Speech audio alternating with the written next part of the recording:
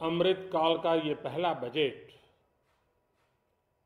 विकसित भारत के विराट संकल्प को पूरा करने के लिए एक मजबूत नींव का निर्माण करेगा।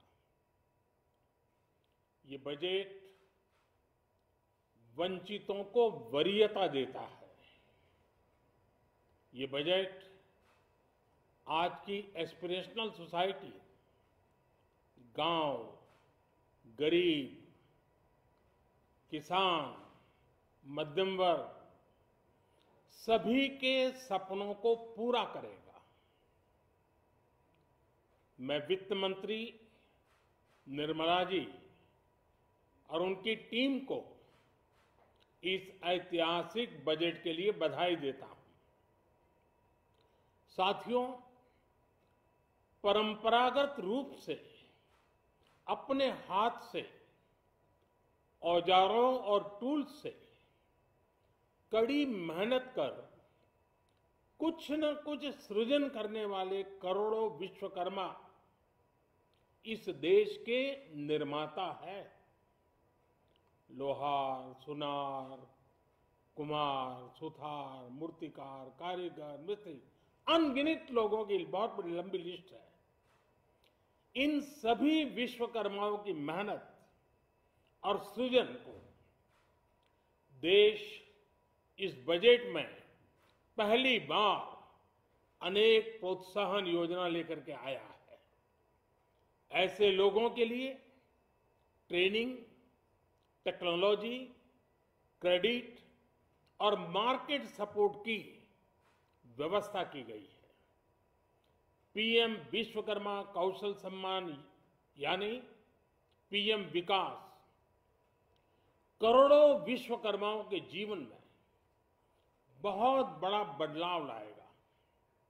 साथियों, शहरी महिलाओं से लेकर गांव में रहने वाली महिलाएं हो, कारोबार रोजगार में व्यस्त महिलाएं हो या घर काम में व्यस्त महिलाएं हो, उनके जीवन को आसान बनाने के लिए बीते वर्षों में सरकार ने अनेक विध कदम उठाए हैं। जल जीवन मिशन हो, उज्ज्वला योजना हो, पीएम आवास योजना हो, ऐसे अनेक कदम। इन सबको बहुत बड़ी ताकत के साथ आगे बढ़ाया जाएगा। उसके साथ साथ महिला सेल्फ हेल्प ग्रुप एक बहुत बड़ा सामर्थ्यवान क्षेत्र आज भारत में बहुत बड़ी जगह अपने हाथ एक्वायर कर चुका है। उनको अगर थोड़ा सा बल मिल जाए तो मिरेकल कर सकते हैं। और इसलिए विमेन सेल्फ हेल्प ग्रुप उनके सर्वांगीण के विकास के लिए नई पहल इस बजट में एक नया आयाम जोड़ेगी। महिलाओं के लिए एक विशेष बचत योजना भी शुरू की जा रही है और जनधन अकाउंट के बाद ये विशेष बचत योजना सामान्य परिवार की गृहिणी माताओं बहनों को बहुत बड़ी ताकत देने वाली है। ये बजट सहकारिता को ग्रामीण अर्थव्यवस्था के विकास की धुरी बनाएगा। सरकार ने कोऑपरेटिव सेक्टर में दुनिया की सबसे बड़ी अन्न भंडारण योजना बनाई है, स्टोरेज कैपेसिटी।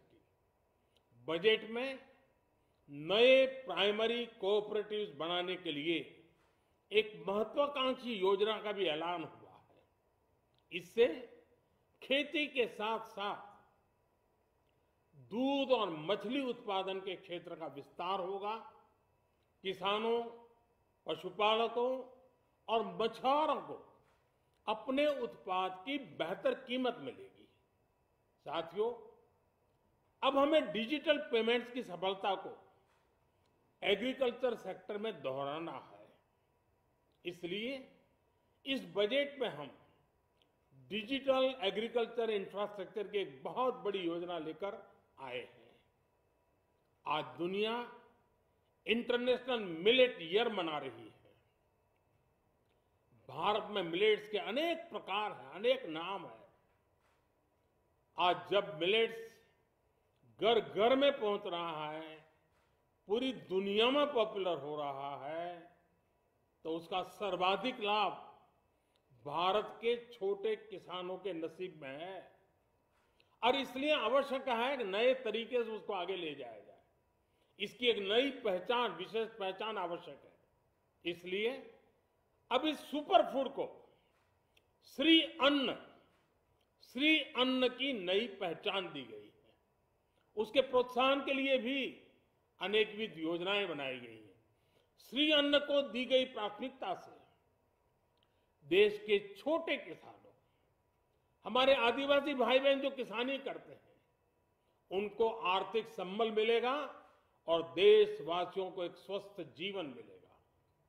साथियों, ये बजट सस्टेनेबल फ्यूचर के लिए green growth, green economy, green energy, green infrastructure और ग्रीन जॉब्स को एक अभूतपूर्व विस्तार देगा। बजट में हमने टेक्नोलॉजी और न्यू इकोनॉमी पर बहुत अधिक बल दिया है। एस्पिरेशनल भारत आज road, rail, metro, port, waterways, हर क्षेत्र में आधुनिक इंफ्रास्ट्रक्चर चाहता है। नेक्स्ट जनरेशन इंफ्रास्ट्रक्चर चाहिए। 2014 की तुलना में इंफ्रास्ट्रक्चर में निवेश पर 400% से ज्यादा की वृद्धि की गई है। इस बार इंफ्रास्ट्रक्चर पर 10 लाख करोड़ रुपए का अभूतपूर्व इन्वेस्टमेंट भारत के विकास को नई ऊर्जा और तेज गति देगा। ये निवेश युवाओं के लिए रोजगार के नए अवसर पैदा करेगा, एक बहुत बड़ी आबादी को आय के नए अवसर उपलब्ध कराएगा। इस बजट में ईज ऑफ डूइंग बिजनेस के साथ साथ हमारे उद्योगों के लिए क्रेडिट सपोर्ट और रिफॉर्म्स के अभियान को आगे बढ़ाया गया है। एमएसएमई के लिए 2 लाख करोड़ रुपए के अतिरिक्त ऋण की गारंटी की व्यवस्था की गई है। अब प्रिजम्पटिव टैक्स की लिमिट बढ़ने से एमएसएमई को ग्रो करने में मदद मिलेगी। बड़ी कंपनियां द्वारा एमएसएमई को समय पर पेमेंट मिले, इसके लिए नई व्यवस्था बनाई गई है। साथियों, बहुत तेजी से बदलते भारत में मध्यम वर्ग, विकास हो या व्यवस्था हो, साहस हो या संकल्प लेने का सामर्थ्य हो, जीवन के हर क्षेत्र में आज भारत का मध्यम वर्ग एक प्रमुख धारा बना हुआ है। समृद्ध और विकसित भारत के सपनों को पूरा करने के लिए मध्यम वर्ग एक बहुत बड़ी ताकत है। जैसे भारत की युवा शक्ति ये भारत का विशेष सामर्थ्य है, वैसे ही बढ़ता हुआ भारत का मध्यम वर्ग भी एक बहुत बड़ी शक्ति है। मध्यम वर्ग को सशक्त बनाने के लिए हमारी सरकार ने बीते वर्षों में अनेकों निर्णय लिए और ईज ऑफ लिविंग को सुनिश्चित किया है। हमने टैक्स रेट को कम किया है, साथ ही प्रोसेस को सिंप्लीफाई, ट्रांसपेरेंट और फास्ट किया है। हमेशा मध्यम वर्ग के साथ खड़ी रहने वाली हमारी सरकार ने मध्यम वर्ग को टैक्स में बड़ी राहत दी है।